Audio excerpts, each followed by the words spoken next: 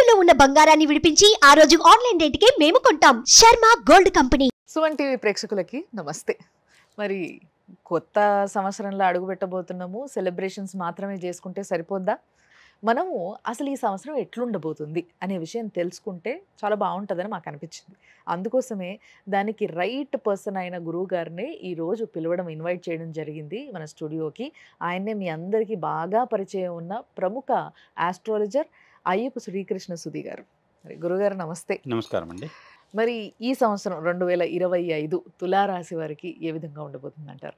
తులారాశి వారి ఫలితాల్లో సగం నీకు సగం నాకు అన్నట్లుంటుంది. తులాభారం లాగే ఉంటుందంటారు. ఉంటుంది. అయ్యయ్యో.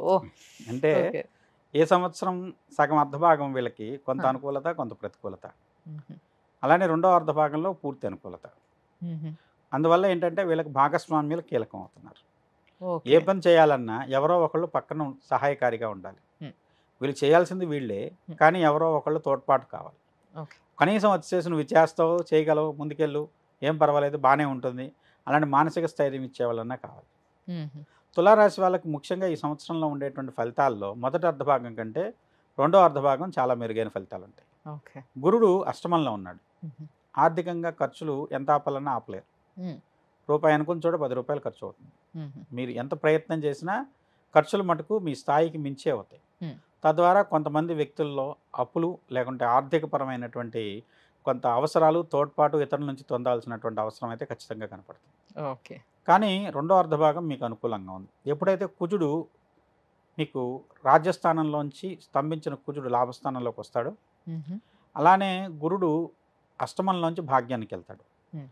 మొదటి అర్ధభాగం వీళ్ళతో ఎంత నిరుత్సాహకరంగానూ, ఒకవేళ వీళ్ళు ప్రయత్నం చేద్దామన్నా కూడా శరీరం కానీ పరిస్థితులు కానీ సహకరించమనుకోరు. మ్మ్. రెండో అర్ధభాగానికి వచ్చేసరికి జూన్ తదుపరి నుంచి వీళ్ళు అంతకుముందు కోల్పోయిన ఉత్సాహాన్ని తిరిగి పొందడమే కాదు, కొన్ని ప్రత్యేకమైన పరిస్థితుల్లో వీళ్ళకు విశేషమైన గుర్తింపు లభిస్తుంది.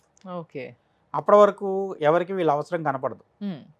జూన్ దగ్గర నుంచి అన్నిటికీ వీళ్ళే కావాలన్నట్టు ఉంటుంది పరిస్థితి. మ్మ్. ముఖ్యంగా ఇక్కడ అవసరం లేకపోయినా కూడా సినిమా రంగం వాళ్ళని ఎక్కువ చెప్తాం. తులారంగం, అవును. స్వాతి నక్షత్రం ఏదైతే తులారాశిలో ఉందో సినిమా రంగాన్ని సూచిస్తుంది. మ్మ్.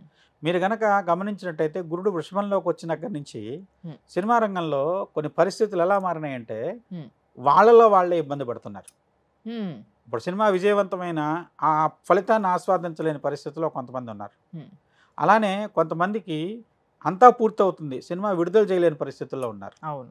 అలానే కొంతమంది సినిమా విడుదలవుతుంది, బాగా పోతుంది, కానీ లాభం వీళ్ళకి రాదు. ఓకే. ఇలాంటి పరిస్థితుల్లో ఉంటారు. అలాంటి వాళ్ళు తులారాశిలో ఉన్న వాళ్ళందరికీ కూడా, మ్మ్. అలానే సినిమా రంగంలో ఉన్న ఏ వ్యక్తులకైనా సరే తులారాశి వాళ్ళకి సినిమా రంగాన్ని ప్రాతినిధ్యం వహిస్తుంది. అవును. అలాంటి పరిస్థితుల్లో వాళ్ళకి రెండో అర్ధభాగం మెరుగైన ఫలితాలు ఉంటాయి అనొచ్చు. అద్భుతం. కాబట్టి ఇప్పుడు ఏప్రిల్లోనో మేలోనో రిలీజ్ చేద్దాం అనుకున్నవి ఆగస్టుకి వెళ్ళండి, మంచి ఫలితం ఉంటుంది. ఓకే. ఓకే. ఆగస్టు తర్వాత నుంచి, జూన్ తర్వాత నుంచి బాగుంది, మ్మ్.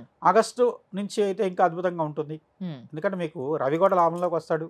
మ్మ్. జూన్ తర్వాత నుంచి వచ్చేసి కుజుడు లాభంలో ఉంటాడు. మ్మ్.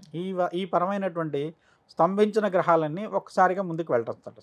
ఓకే. తద్వారా ఏంటంటే పనులన్నీ, ఆగిపోయిన పనులన్నీ కూడా ఒక్కసారిగా ముందుకు వెళ్ళి మూమెంట్ స్టార్ట్ అయ్యి ఒక్కొక్కటి క్లియర్ అవుతూ ముందుకు మీకు లైఫ్లో ఒక రకమైనటువంటి ఉత్సాహపూరితమైన వాతావరణం కనపడుతూ ఉంటుంది. మరి ఈ లెక్కన వ్యాపారవేత్తలకు ఎట్లుంటది అంటారు? ఏ రకమైన వ్యాపారం అయినా కావచ్చు, నిల్వ చేయడం వీళ్ళకి శ్రేయస్కరం. ఓకే. స్టాక్ పెట్టుకోండి, మ్మ్. అదే మేము పరిస్థితి కల్పిస్తుంది జూన్ తర్వాత. ఓకే. జూన్ తర్వాత వీళ్ళకు వ్యాపార పరంగా ఉన్న వాళ్ళందరికీ కూడా జూన్ తర్వాత కలిసి వచ్చే కాలం. మ్మ్. జూన్ వరకు ఓపిక పట్టగలగాలి. ఓకే. అందువల్ల ఏంటంటే ఆ ఓపిక పట్టేది నిల్వ ద్వారా మీరు చేయండి. వ్యాపారం చేసేవాళ్ళు మ్మ్. నిల్వ అనేది జూన్ తర్వాత మీకు అది డబ్బులుగా మారుతుంది అన్నారు. అండ్ ఇంకోటి ఏంటంటే మీరు మొదట అన్నారు తులారాశి వారికి ఎవరైనా సపోర్ట్గా భాగస్వాములుగా ఎవరైతే ఉంటారో వాళ్ళ వల్ల వీళ్ళు కొంచెం ముందుకెళ్ళగలుగుతారు, సాధించగలుగుతారు. ఇంకా చెప్పాలంటే కొంత వీళ్ళ పేరుతో కాకుండా జీవిత భాగస్వామి పేరుతో పూర్తి చేస్తే లాభం. ఓహో, అద్భుతం. అంటే ఆడవాళ్ళు ఏదైనా వ్యాపారం చేస్తున్నా భర్త పేరు పెట్టో, మగవాళ్ళు అయితే భార్య పేరు పెట్టో చేసి, లేదు కొన్ని సందర్భాల్లో తన డబ్బులే భార్య చేతి నుంచి తీసుకొని చేయమని బాగుంటుంది. ఓహో, శ్రీచిత్తం పురుషుడు భార్య ఎంత భాగ్యం అదృష్టంగా మారబోతుందో మీకు ఈ సంవత్సరం.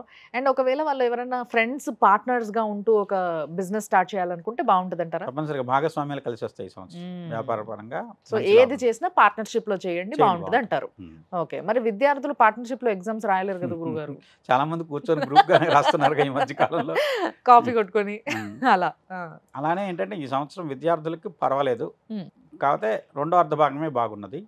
కాకపోతే వీళ్ళకు పరంగా ముఖ్యంగా చెప్పేది ఏంటంటే గురుడు భాగ్యంలోకి వెళ్తున్నాడు కాబట్టి రెండో అర్ధభాగంలో రాసేటువంటి ఉద్యోగపరమైన ప్రయత్నాలు, కాంపిటేటివ్ ఎగ్జామ్స్ ఉద్యోగం కోసం రాసేవి అవి ఫలిస్తాయి.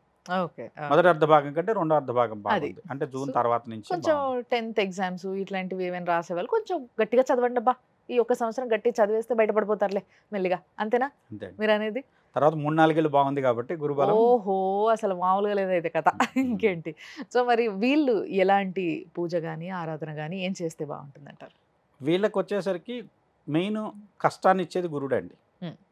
అలానే వచ్చేసి రాహు యొక్క స్థితిగతి కూడా కొంత పంచమంలోకి వెళ్తుంది. పంచమ రాహు ఉండటం కూడా కొన్ని సందర్భాల్లో అంత అద్భుతమైన ఫలితాలు ఇవ్వదు.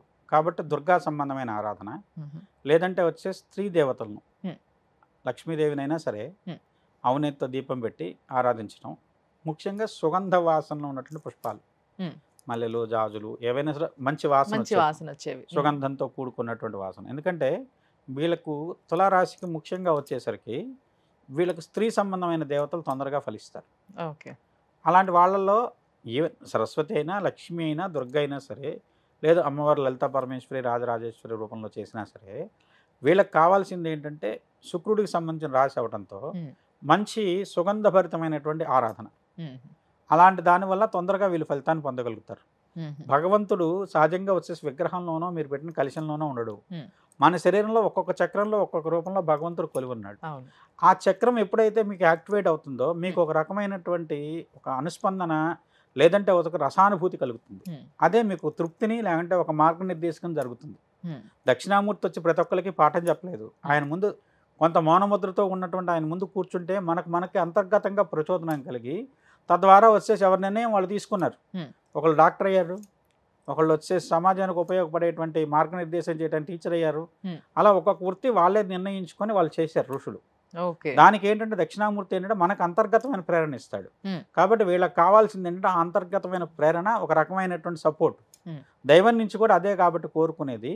అది సుగంధభరితమైనటువంటి ద్రవ్యాలతో అమ్మవారిని కానీ ఆరాధించితే మంచిది. అద్భుతం, అసలు నిజంగా చాలా అద్భుతంగా చెప్పారు. ఇంకోటి ఏంటంటే ఇక్కడ మీరు బాగా ఫోకస్ చేయాల్సింది పార్ట్నర్షిప్.